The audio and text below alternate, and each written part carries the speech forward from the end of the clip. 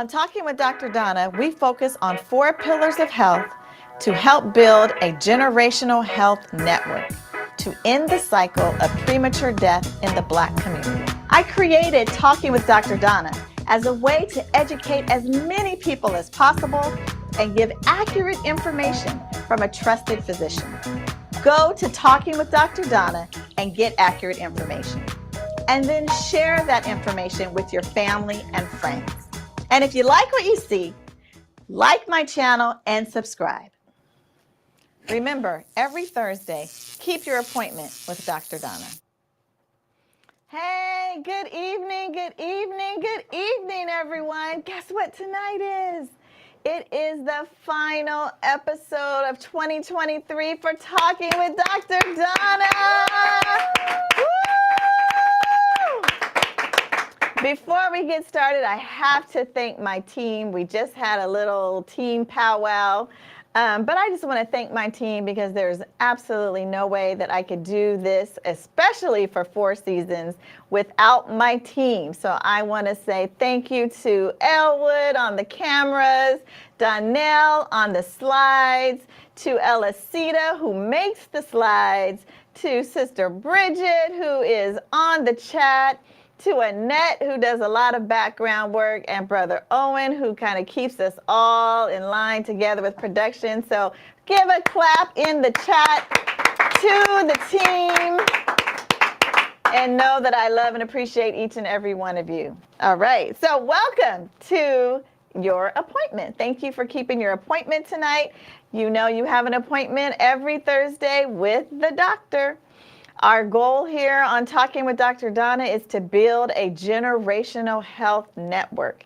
And that network is going to be created. We're creating each and every one of you when you keep your appointment every Thursday as a part of the network. And we have created this network to help end the cycle of premature death in Black communities across in America and across the diaspora. And we do that by paying attention to 4 pillars of health.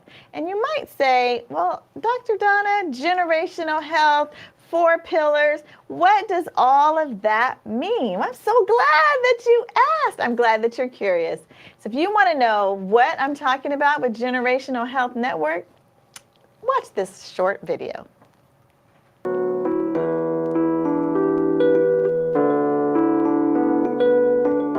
There are 4 pillars to generational health. The first is emotional and mental health. So we talk about the connection between the mind, the body, it's all connected. The second pillar is spiritual health. That is also talking about the connection of the spirit to our bodies, how we feel, and understanding that there is a higher power. And studies show if you believe that there is a higher power, whatever you call that higher power, this is not about religion. It's about the connection to the spirit within each and every one of us. The third pillar is physical health. The fourth pillar is environmental health, and that really focuses in on the importance of our air, the soil, the places where we live, and how that impacts our health. Those are the 4 pillars of generational health, and I'm building a network of organizations and people to help build up each of those pillars, and that end the cycle of premature death in the Black community.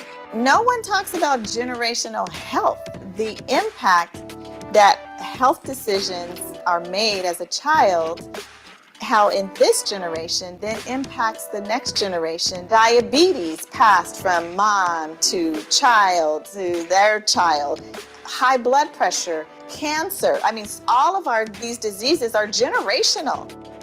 I can get them, right? Because all of our genes are either turned on to create disease or turned off. And if I make a change in my dietary habits in particular, because that's probably the biggest place, generational health is important that we start with our children because they have the ability to turn that off so that the next successive generations can be on a path of wellness.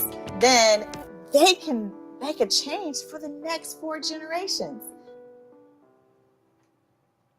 All right, that's what Generational Health Network is about. That's what we are about here on Talking with Dr. Donna.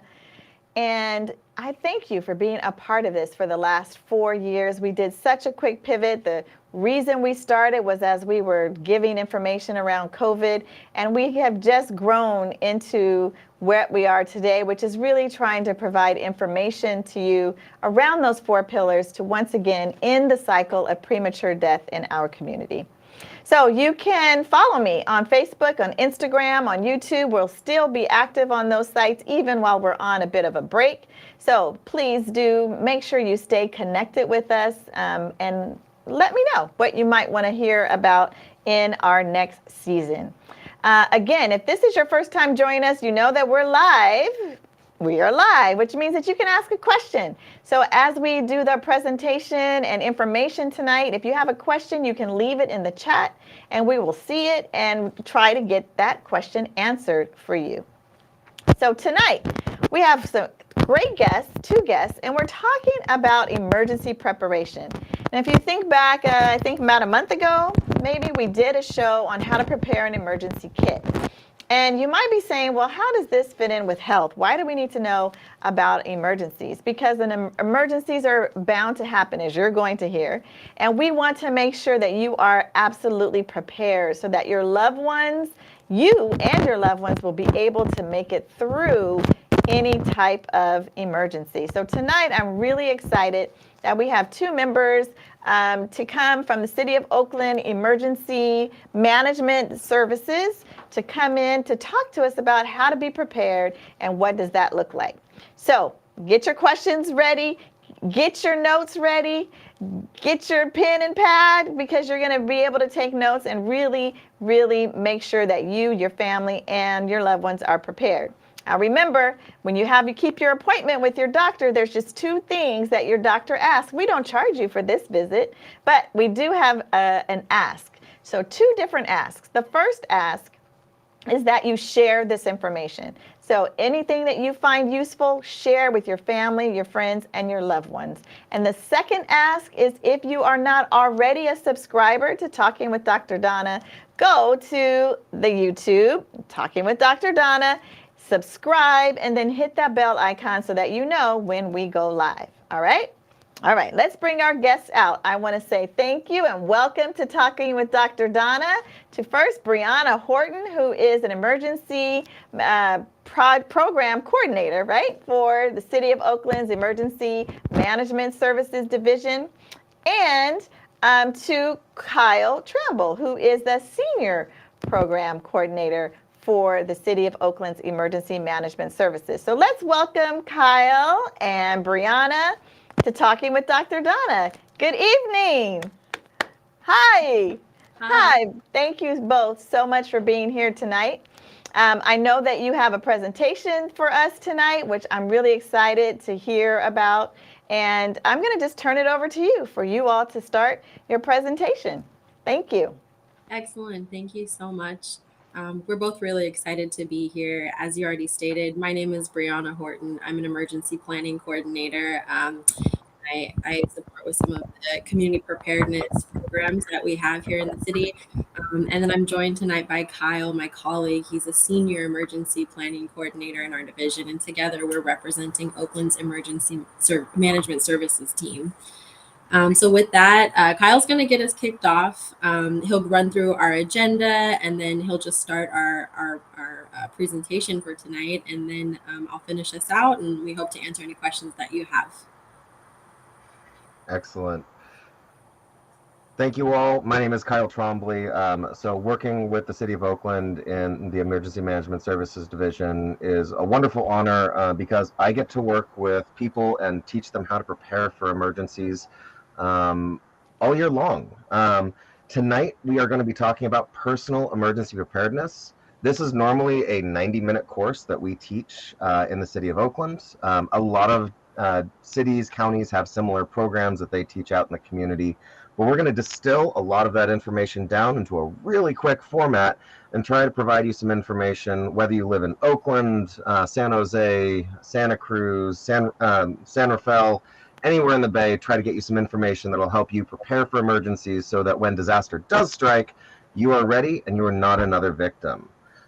So if we have that slide deck on the agenda tonight, we are going to talk about the local hazards. We talk about the hazards in Oakland, but in the Bay Area, most of our hazards are pretty similar. There are some spot hazards like dam inundation, but we are just going to talk about those general hazards, talk about how you can hear about emergencies when they happen, trainings that may be available in wherever you live, or if you live in the city of Oakland, what we have to offer, and then give you some preparedness tips. I know you all learned about how to pack a bag, but go a step further and learn about the concept of mitigation, how you can make your home safer a little bit so that when disasters strike, the damage is not quite as severe. So if we can go to that next slide. Beautiful. And then finally, we're going to cover a little bit of the basics on how to actually plan that kit, build that kit, both to get out of the house and evacuate quickly, and how to stay at home when you build a kit to stay home. So if we go to the next slide, the Emergency Management Services Division is in the Oakland Fire Department. So wherever you are, this might be a little different. I know in Contra Costa County, it's housed within the Contra Costa County Sheriff's Department. Various cities may have it in different departments, or if you're in the city county of San Francisco, it's its own department altogether. However, it's organized cities, people working on planning for emergencies in some way, shape, or form. As you can see, we're our own little division right underneath the fire chief. We are not sworn firefighters. We are working on planning and making sure that when emergencies do happen, we know how to coordinate with all of those sworn members of the fire department, the police department, and all of the divisions within the city of Oakland and our federal and state counterparts to make sure that we're able to coordinate. We can go to that next slide. So this is our mission statement and talking about what we do. Some cities may not have as robust a team as we do. We have a stunning team of 7 people working for the city of Oakland. Some cities may not have that, but at the county level, there are people that are working towards that. So make sure that if you're looking and researching who is working on your emergency planning for your city or county, start at the city level, see what happens, and then move up towards that county. The county level is where they're definitely working on something. As someone that used to work at the state level, we worked very closely with all the counties to make sure that they're up to date on all of their plans. Speaking of plans, if we go to the next slide, we're going to talk a little bit about the local hazards and plans that you might face. So local hazards, we're going to cover a little bit about what you might see during an emergency, some of those things that are prevalent to our communities, and then talk about the plans. So from my perspective, unfortunately, I can only really talk about the City of Oakland's plans and a little bit about the County of Alameda's plans. However, these are all standard terms. Everything that we're talking about tonight is standardized across the entire country, in fact. A lot of these programs, they started here within the state of California, given our history of major emergencies going back to the San Francisco earthquake in 1906. But all of these things are standardized. So wherever you're listening to us from tonight, listen to those key words and you can find out how it's being planned in your community. So on the next slide, we're talking about hazards. So these are the things that we're going to be focusing on throughout the Bay Area. We all know that we live in an earthquake zone, and if you don't, I'm sorry to break the news to you tonight. Earthquakes are going to be a major hazard to us no matter where you are in the Bay Area. The Loma Prieta earthquake in 1989 was about 50 miles south of Santa Cruz, and it impacted the Bay Area so much that we saw the Cypress Freeway collapse and incredible catastrophic damage as far north as Santa Rosa. So thinking about that and knowing that we have active faults running right underneath our cities, this is something that we need to prepare for. But it's not the only thing. Every year we see the skies darken. I'm going to say that we didn't see it this last year, but knock on wood, we get another clear year. But we see our skies darken with smoke. We know wildfires are a big risk. We're still coming out of the COVID-19 pandemic. There are dams stationed all around the Bay Area that we need to make sure that if they do fail or something happens to them, we have the response capacity to save people. So these are the hazards that we face, and this is not unique to the city of Oakland. This is what we all face. And what I like to tell people is that it really doesn't matter what disaster you're preparing for. As long as you are preparing for disasters, you're doing it right. It doesn't matter the cause. There are simple steps that we're going to talk about tonight that you can take to make sure that you're prepared for any of these. All right, next slide. Here's that first word that I was talking about. So when we're talking about common language or common things, a local hazard mitigation plan. So you can scan this, you can go to this link, and this actually takes you to the City of Oakland's local hazard mitigation plan and how you can learn about the hazards underneath any single address in the City of Oakland.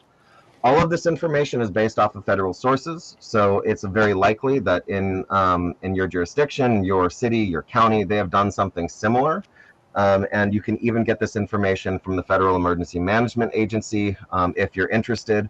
But generally, it's hyper-localized, and it'll give you specific information on where there are hazards in your community, whether that be flood, fire, earthquake, trying to identify where those hotspots are going to be so that we can conduct mitigating actions before there's an emergency. What is mitigation? Mitigation is the process of preparing for an emergency and making sure that things are not damaged as much during a disaster, even though we know they're going to be damaged. So if you've ever heard of a bolt and brace program, or even if you're talking about just staging your house so that you have a clear path of exit, that's mitigation, making sure that you are safe when there's an emergency.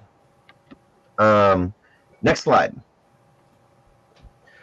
The Emergency Operations Plan is how governments respond to emergencies. If you go to our website and you look through our EOP, it may look like a dry read, a boring read. Every single city, every single county has one of these plans.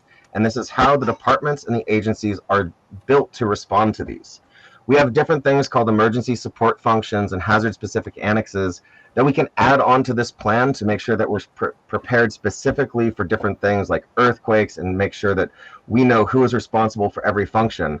But that emergency operations plan is really important, not just for us working for the city or a government, but also for you, because it teaches you how we actually respond to an emergency. I know us in the City of Oakland, we are constantly working, trying to find members of the public that we can talk to about this, only so we can get their feedback, because when we're preparing for things, we're not going to have a full picture. We are not going to know what is best for everybody. So we need to get public input whenever we're developing, redeveloping, and revalidating these programs, so that we know that we are doing a halfway decent job of preparing for other people. So if you search anywhere for emergency operations plan with your city or county, you're sure to find some results. Or if you go to our Ready Oakland website, or our Oakland website, you'll see our base plan, emergency support functions. All of this is laid out as clear as possible for folks. On this next slide, you're going to see just a little bit. You can look city county name plus emergency operations plan, local hazard mitigation plan, or the city county name for the Office of Emergency Services, Department of Emergency Management. Unfortunately, there is a lot of different names out there for departments like ours. We are, the California state is the California Governor's Office of Emergency Services, or OES. DEM, Department of Emergency Management, is San Francisco. It varies city to city, county to county, but if you put in emergency management and your city or county name, you will find out who is representing you at that government level. But you might be wondering to yourself, so we're doing all this planning, we're writing all of these documents. How do you know that there's been an emergency unless you can feel the shaking or see the fire? Well, on the next slide, we're gonna talk about that a little bit. I'm going to tell you a little bit about what we do in the City of Oakland and the County of Alameda. It's going to vary county to county, city to city. But there are methods that we can utilize not just as a city or county, but as a region to reach out to folks. So when we hit those regional catastrophic emergencies, we can make sure that everybody in an area receives an emergency message, or as targeted as down to a city block can receive a message. And it matters how you sign up for that, or if you have the correct settings enabled. So on that next slide, these are the systems that we use in the City of Oakland and the County of Alameda. So acalert.org is AC Alert. is how we are able to push out information, not only to the public, but we use it internally to reach out to staff during emergencies as well. You can register your home address, your work address, make sure that you're registering information so that if we find out there's an emergency, whether it be an earthquake, a wildfire, a flood, active shooter event, we can select the area that you are and make sure to push out an emergency message that's relevant to where you are or where you care about. And that's really important because it's not just about where you are, is it? We go to work every day. We're at home some hours. You want to know about those areas or know if you're going into a place that might be dangerous. So for us, that's AC Alert. Different counties use different tools. Most of these are based off of what is called the Everbridge platform. But if you look at your county level, so if you're Contra Costa County or if you are Santa Clara County, and you search for that county name plus emergency alerts, it'll most likely bring up what they're using. I'm sure you've all heard of the presidential emergency management system. We had those tests coming through a year and a half back. That is a part of the wireless emergency alert or WEA system, and that's a different system. So AC Alert, you need to sign up for, and that's the easiest way for us to get information out because you've signed up to receive that information. We can push those out relatively easily. A WEA alert or a wireless emergency alert is a little bit more difficult and requires a little bit more work on our end to get out because that's what's called an opt-out network. You have to specifically go into your phone and turn off those wireless emergency alerts or those I'm sorry, I forget the other alerts that are in there, but the wireless emergency alerts, you have to physically go into your phone and turn those off. So for us to send out those alerts is a little bit more complex. So from our jurisdiction, and I know other counties and cities are the same, we really want you to sign up for these opt-in networks because it makes it a lot easier for us to push out not just the direst of emergency scenarios, but also provide you key information of when there may be potential hazards in your neighborhood, your workplace, or where your loved ones are. The next thing down there is called Zone Haven. If you're in the Bay Area, good news is, except for the city, county of San Francisco right now, everybody uses Zone Haven.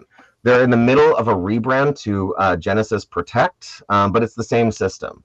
And so what this does, it has divided up the entire county of Alameda and all of the other counties at this point into small little jurisdictions. And what that does is allows us to, when we're planning for an evacuation or a targeted messaging due to an emergency, a fire, active shooter, what have you, we're able to divide up into what are called zones. And so if you go to that community.zonehaven.com, even though the name is changing, those links still work. That will take you to a system where you're able to input your address and it'll give you a zone number. The county of Santa Clara is currently installing this system and dividing the system. So if you are in San Jose proper, you may not be able to get it quite yet, but it is coming within the next couple of months.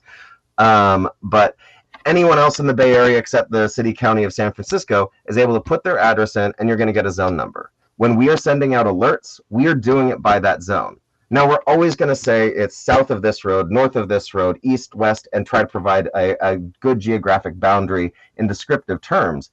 But the easiest and most effective way that you can know to evacuate is by seeing that zone number really, really quickly and either having it written down on the fridge, having it memorized, what have you, and being able to know that is where you are or that is where your loved ones are.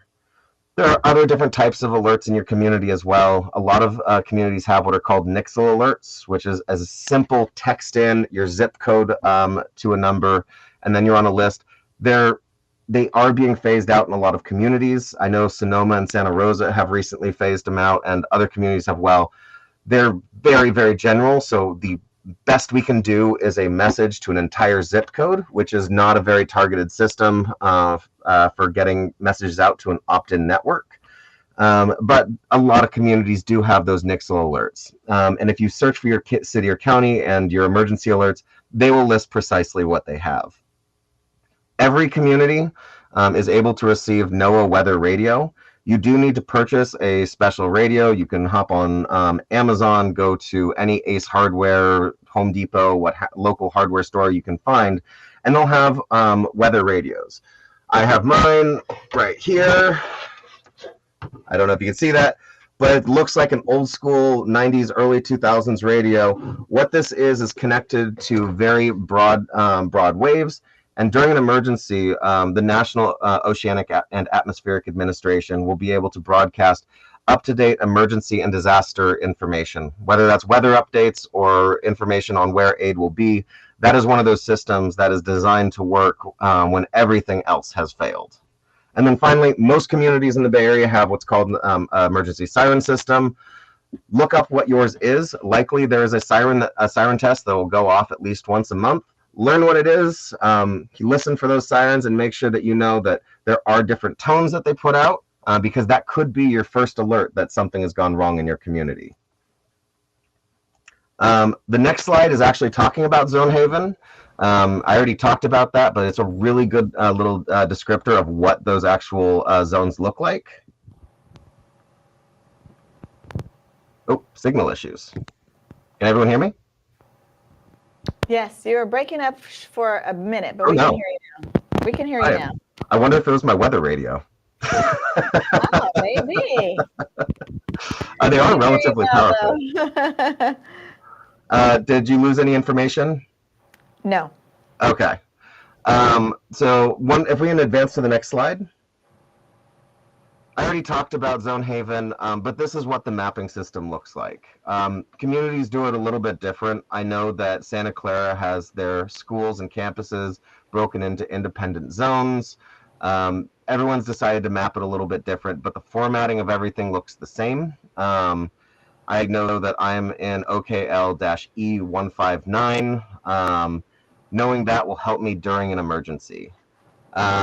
So make sure you go to that community.zonehaven.com, check your zone, know that their branding is changing to Genesis Protect. It's the same thing, but those links will last for quite a while after. And the last thing I want to just leave you with before I turn you over to my colleague Brianna is make sure that you're looking up what your city, what your county is doing for these plans. Everyone does things a little bit different, but they all should be following the same standards. And the most important thing that I'll tell you as someone that works in the city of Oakland and is working on these plans day in, day out, is that we want to hear from you. If you read our plans, if you look at our documents, if there is something that looks wrong to you, that you think could be better, we want to hear about it so that as we're building these things, as we're expanding, as we're working on our community outreach, we're better able to serve the public. So don't keep your opinions to yourself. Let us know, and research what's going on in your own community. And with that, I want to turn over to the next slide to my colleague Brianna, who's going to talk a little bit about preparedness and the trainings that we as the City of Oakland offer, and you might be able to find in your own community. Excellent. Thank you so much, Kyle. Can everyone hear me okay? Yes, you sound great. Awesome. So as Kyle said, I'm going to be talking a little bit about emergency preparedness and response training that we have and how that can help you get ready. So if you'll go ahead and advance to the next slide, I'll give you some two courses actually that are our favorites. They are the most robust trainings that we have, and we get a lot of people who come through to train with us throughout the year. The first one that we offer here in the city of Oakland is called Personal Emergency Preparedness Training. Those are your basics. Kyle opened it up and let you know that this is actually a 90-minute training. And so this is a very condensed version. The slides that you've already seen are slides that we go over in this personal emergency preparedness training. I'm going to call it PEP from here on out. But we talk about this in much more detail. So this is just a training that I really recommend to anybody, especially if you're just starting your preparedness journey. If you really don't know what to do first, this is a great introductory course for that. After that, hopefully you've learned so much and you want to take a little bit more action. And you're also looking for ways to maybe support your neighbors or your community at large. And with that, after you've taken this PEP training, we recommend that you try to take CERT training. CERT stands for Community Emergency Response Team Training. And two things that I really love about CERT training are the concepts of community organization that it instills very early on in the curriculum. It gives you a lot of tips on how to organize your neighbors just to tackle some of these really complex issues. That way you don't feel like you're going at it alone. And then the second thing that I really like about CERT training is that it's a nationwide program. CERT training is actually a curriculum that was was developed by FEMA. There's a history there. Kyle kind of talked about it. Started with some earthquakes back in the day. And, you know, the first responders realizing that they're really going to need volunteers to not only be able to help themselves, but in some of these incidents that, you know, exceed our capacity as first responders, we're going to need volunteers to step up and help other members of the community as well. And so CERT training is a great way to do that because of that consistency. Just like what Kyle was saying with the local hazard mitigation plan and the emergency operations plan, every jurisdiction has something similar, if not the same. And so CERT is one of those things. As a community preparedness and response training program, it's a very valuable tool if you are active in multiple communities or multiple jurisdictions, or if you plan to make a move in the future and you want to get plugged into your new neighborhood. You know, you could go to community councils, or you could sign up for your local CERT team and kind of get ingrained that way. So on the next slide, I'll go ahead and give you some tips about household preparedness. These might be things that you've already heard, but just little things that you can do around your own home just to make yourself a little bit safer and more secure. Next slide, please. So some of the heavy furniture that we have in our homes can actually hurt us if it gets disrupted or falls over in an earthquake. There could be other, you know, incidents that might cause heavy furniture to fall on us. But one of the biggest things that you can do just to kind of mitigate against that is to secure or anchor any of that furniture to the wall if you can. In California, I think there are a significant number of major retailers who actually include, you know, fasteners and straps and extra bolts and things like that, so that when you're setting up your new furniture in your home, you can just go ahead and anchor it at that time. Other things that you can do are to childproof cabinet doors. If anyone's had a home with toddlers, you might find yourself, you know, pushing cabinets or trying to open them only to get a little bit of pushback because they're actually getting stuck because you haven't pushed that lever down. That is a great way to keep cabinets closed when all of the shaking is going on in an earthquake, to keep some of that china from falling out and breaking on the floor, causing you to maybe step on it and create some extra injuries for yourself as you're trying to evacuate. So that's a really helpful thing that you can do, and it's really easy. Your local hardware store should have some, you know, cabinet secure fasteners, and you can just install those really quickly. Other things are to make sure that you know where your utilities are and how to shut them off, and knowing also which utilities are okay to turn back on by yourself. So you should locate your electrical panel and know how to reset any circuit breakers. If you have an older home and you're using fuses, maybe having a couple of extra fuses handy in case one of those blows. Labeling each one so that as you're trying to systematically restore power to your home, you know where you're trying to test those things instead of just flipping every single switch. And then also knowing where your gas meter is. If you live in an apartment, this could look different from you versus, you know, how it looks for homeowners. Sometimes in apartments, some of these utilities you actually can't access, but there's never anything wrong with contacting your building owner or your facilities manager just to kind of ask where those things are and if they have a plan to shut those utilities off, or if you can have access to it in the event of an emergency. And so one thing I will want to note is, again, with gas, that's something that you can turn off by yourself, but you cannot turn it back on. You do need to, in California, you need to call a PG&E or, you know, your power professional to restore the gas once you've decided to turn it off. But we recommend turning it off because of aftershocks, specifically in an earthquake, and the risk for secondary explosions that might come. So that's something that we recommend. And then water shutoffs, again, just knowing how to turn things on and turn them back off. Or if you have to rely on a neighbor, if you know where they are, you can at least ask your neighbor to help you do that. Securing water heaters and making sure that they have flexible gas lines installed.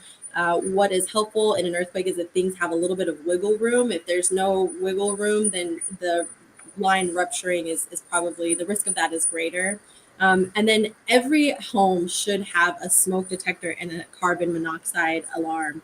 If those levels get too high, that can result in death, unfortunately. And so a lot of times you can find smoke alarms or smoke detectors that have 10-year batteries. You can install those and you don't have to worry about it for quite some time, but you'll know that if there's ever a fire, you're safe.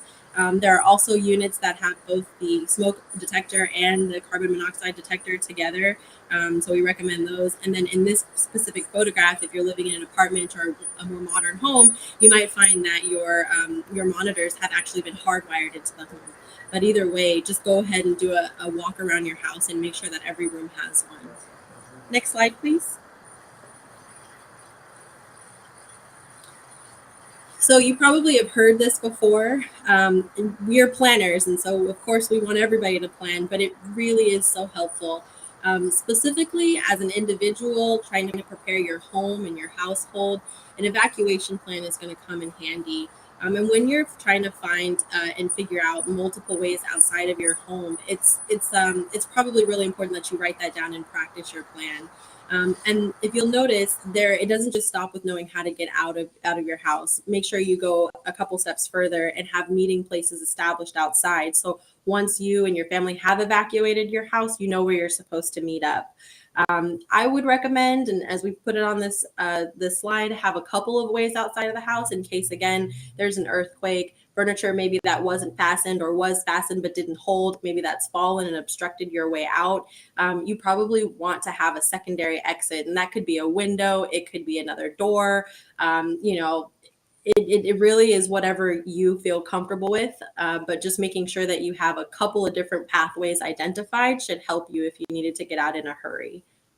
Next slide. Other plans that you might consider developing for yourself also include contact plans or communications plans.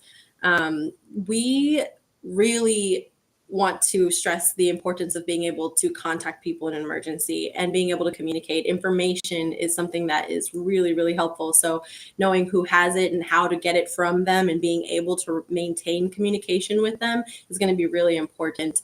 I keep going back to the earthquake because those are just all of my, ready to go examples. But in the event of a large scale disaster like that, there's a possibility that communication lines are going to be down. So you might not be able to make calls to people in the immediate area.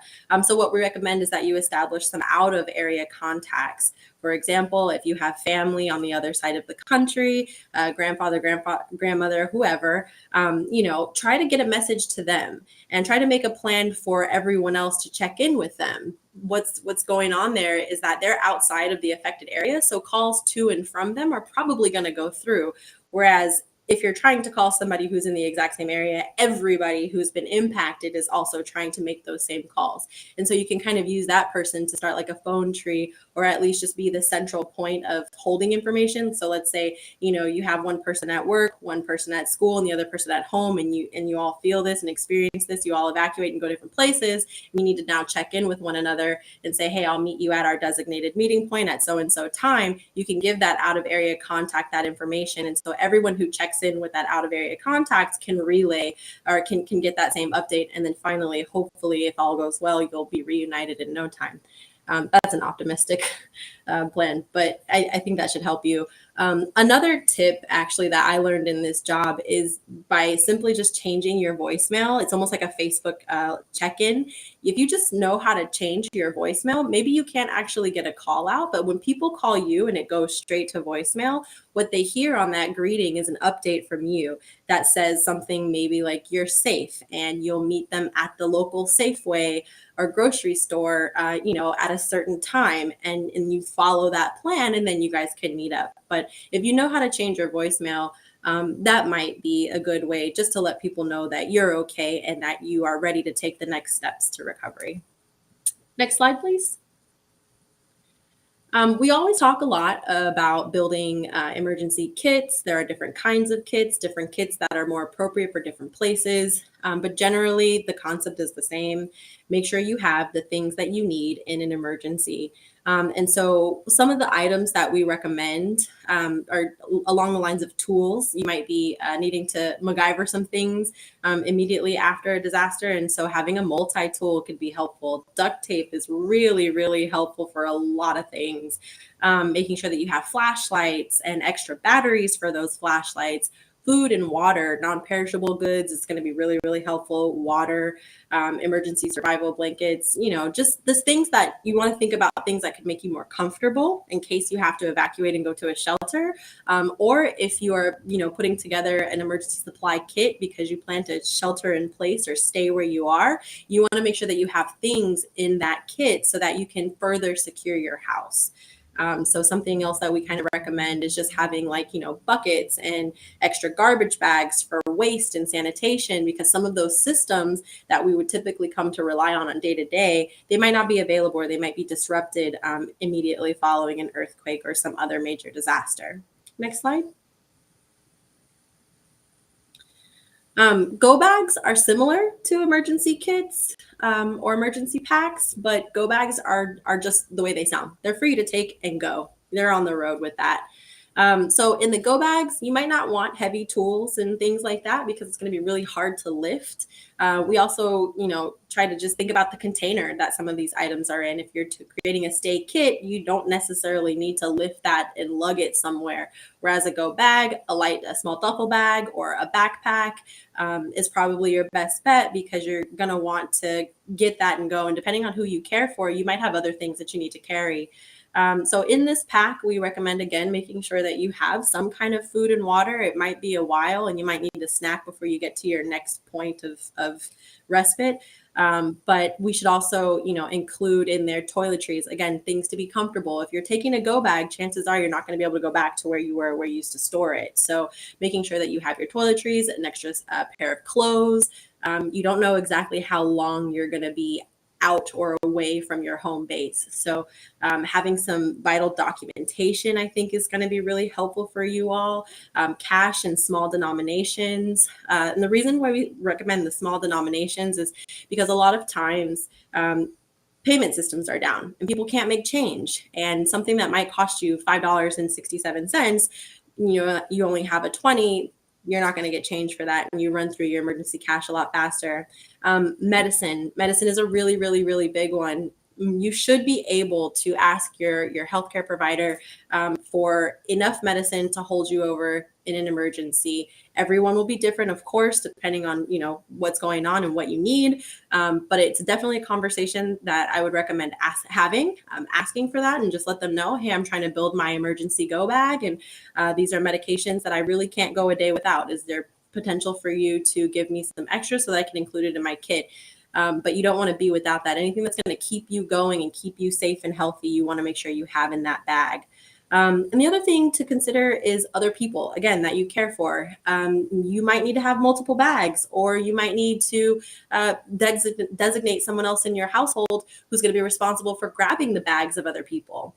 If you have pets, consider a go bag for them, extra food, carriers, leashes. Maybe if you have a dog who is anxious, you might want to get muzzles, things like that, just to make sure that everybody's got kind of what they need to make it through this difficult time. We also, like I said, there's a bunch of different places that are appropriate for go bags, but at minimum, if you can, have one at your workplace, have one in your vehicle, and definitely have one in a closet at home that's easy to access. That should help you a little bit. Next slide, please. And so finally, I think we tried to just stress, ask as many questions as you can. If you can familiarize yourself with the programs and the trainings and the plans that your jurisdiction already has for you, you're one step ahead of the game. And once you get in touch with those folks, don't hesitate to provide them feedback on their plans, provide them feedback on their programs, and ask as many questions as you can. For us, the spirit of volunteerism is what we rely on in Oakland and California, and that's how we build community. So we try to encourage everyone in the community to take any of these trainings with us. And even if you don't necessarily want to go back to help your community, you helping yourself is already the biggest thing that you can do. What's going to happen is first responders are going to be likely very overwhelmed. And so the more that you can do for yourself, you're already a great help. If you can do a little bit more to help someone else, even better. So if you have any questions, or you need to, just understand some things, reach out to your local emergency managers or emergency management team, and I'm sure they'll be more than happy to support you. Whew. Wow, thank you both so much. I thought that I was prepared, but after your presentation, I realized that there are definitely some things that I can add to my to-go bag, and actually making an additional to-go bag for my car. I used to carry one in my car, but given the state of car break-ins, I've taken it out. So this is a reminder to maybe think about putting it back in. So thank you both for that. That was amazing. A lot of great information. And again, for those of you who may not live in Alameda County, they gave you some great kind of keywords to go into a search engine, to look in the search engine for plans and information in whatever city or county you might be living in. So thank you both, Kyle. And Kyle, I apologize. I said your last name wrong on the introduction, so I do apologize for that. And thank you, Kyle, and thank you, Brianna. Let's see. Any questions? I'm looking. I think there's just a lot of people like, wow, wow. So there is one question. I don't see it. What is it? There is the one question on heavy furniture securing. Oh, okay, great. You guys are better than me. What's the question? So the question from Annette is there an alternative to securing heavy furniture if you live in an apartment where you aren't allowed to drill holes? This is an amazing question. I'm really happy that you asked this. So the first thing is you can stabilize furniture by making sure heavy items are on the bottom. Lowering the center of gravity is always going to make it a more stable item. But what I'm going to say is that is definitively not a perfect solution. If you have a tall bookcase or something and it is a major earthquake, it is likely coming down unless it has a very simple one screw strap that goes into a stud. My recommendation is talking to your landlord and letting them know that you want to put this in for earthquake safety. If this is for a bookcase or a piece of furniture, you do need to abide by your lease, and if you leave holes in the wall, you can be charged for that at the end. So make sure that you're abiding and understand that if you leave a hole, they have the ability to charge for it. But landlords are generally pretty okay if there's a hole or two tying a single piece of furniture. What they are not allowed to, if they have any pushback against securing a water heater or gas device, that is against California construction code. So if you do have a water heater that is being held up and it is not strapped to a stud or a beam and you want that secured, that is something that there's no wiggle room on it. That is California building code for it to be secured. It is a massive hazard to have a gas appliance unsecured during an earthquake. But furniture, you really do have to play with your landlord on that, unfortunately. And talk with them. I've never met a landlord that didn't. I know that there are some that that might have some objections, but know that at the end of the day, all they can charge you for is a hole in the wall. And if there is an earthquake and a bookshelf comes down on you, that is a much bigger expense. Great point. Great point. I have a question about fire safes. Do you recommend having a fire safe in your home? Sure, but don't use it as an end-all be-all. We have found plenty of fire safes when I was working for the state after wildfires that had ash on the inside of them. So never, it is not a fireproof safe. Every single fireproof safe is a fire-resistant safe. My recommendation on documents is actually having them on a either secured flash drive, so something that is password protected, or if you have a secure cloud service, that works well for you. But know that there's no real safe that is completely fireproof, especially when you're talking about residential construction. Those fires can be absolutely scorchingly hot, and there's not much that can prevent and safeguard against that. Great, thank you. All right, are you all seeing any more questions?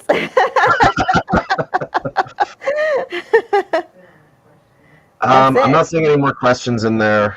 But if you do have questions, our contact information was there at the end.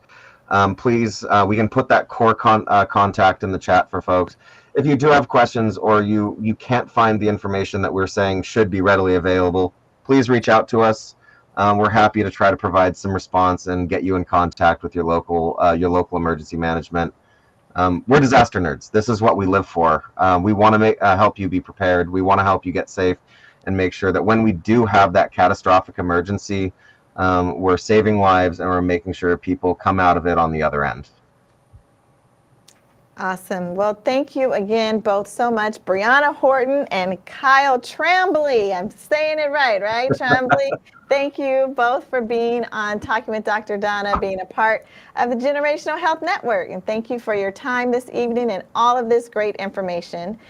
Just a reminder, if you want to get more training, like this was just the tip of the training, please reach out and let them know, and then you can be involved and get further training, not just for yourself, but become CERT trained. We're going to take my church through CERT training and make sure that we're a part of making sure that our community is safe. So thank you both and have a great evening. Thank you so much. Take care. All right, so we have, that was great information, right? I hope you were all paying attention and that you're writing, took some notes, took some pictures, screenshots, because we really need to make sure that we are safe in our community because a disaster is inevitable, right? Especially where we live. So, as you know, we always have a food of the month, and so it's no different. We have a food of the month this month, and even though this is our last show of the season, I want you to continue finding ways to incorporate our food of the month into your diet this month, particularly because our food this month, which is ginger, is great for helping to keep you healthy and helping to keep those viruses away. So many different viruses are out there lingering in the community, and taking a little shot of ginger or some peeled ginger, adding it to your food, not only helps with your digestion and your immunity, but also really helps to alleviate if you have nausea or upset stomach. I do ginger and turmeric together every morning. It really gives me a boost of energy, as well as helping to prevent me from getting sick from all these colds and viruses. So find some ways to incorporate ginger this month. Different way to use it. You can put it into some chocolate, put it on a grilled fish and some soup in your chicken. Add zing to some creme brulee, yum yum.